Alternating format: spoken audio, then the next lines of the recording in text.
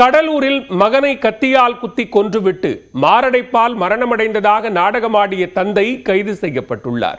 நாடகம் அம்பலமானது எப்படி?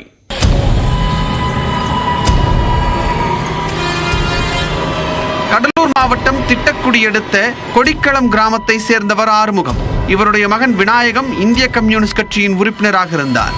விநாயகம் வேலைக்கு செல்லாமல் தினமும் மது குடித்துவிட்டு வீட்டுக்கு வந்து தகராறில் ஈடுபட்டு வந்தார். இதனால் தந்தை ஆறுமுகத்திற்கும் மகன் விநாயகத்திற்கும் இடையே அடிக்கடி தகராறு ஏற்பட்டு வந்தது. புதனன்று இரவும் மது குடித்துவிட்டு வீட்டிற்கு வந்த விநாயகத்தை ஆறுமுகம் கண்டித்துள்ளார். இருவருக்கும் இடையே வாக்குவாதம் ஏற்பட ஆத்திரமடைந்த ஆறுமுகம் வீட்டிலிருந்த கத்தியை எடுத்து விநாயகத்தின் நெஞ்சில் சரமாரியாக குத்தினார்.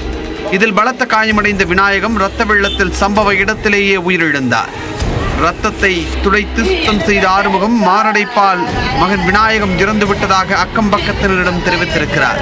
விநாயகத்தின் உடலை அடக்கம் செய்வதற்கான ஏற்பாடுகளையும் அவர் செய்து வந்தார். இதற்கிடையே விநாயகம் கொலை செய்யப்பட்டதாக ஆவினன்குடி போலீசாருக்கு யாரோ ஒருவர் தகவல் தெரிவித்துள்ளார். போலீசார் சம்பவ இடத்திற்கு விரைந்து வந்து விநாயகத்தின் உடலை பார்வையிட்டதில் கொலை செய்யப்பட்டது உறுதி செய்யப்பட்டது. ஆறுமுகத்திடம் விசாரணை நடத்தியதில் மகன் விநாயகத்தை கத்தியால் குத்தி கொலை செய்ததை ஒப்புக்கொண்டார். இதையடுத்து விநாயகத்தின் உடலை கைப்பற்றிய போலீசார் பிரேத பரிசோதனைக்காக விழுப்புரம் முண்டியம்பாக்கம் அரசு மருத்துவமனைக்கு அனுப்பி வைத்தனர். ஆறுமுகத்தை போலீசார் கைது செய்து சிறையில் அடைத்தனர்.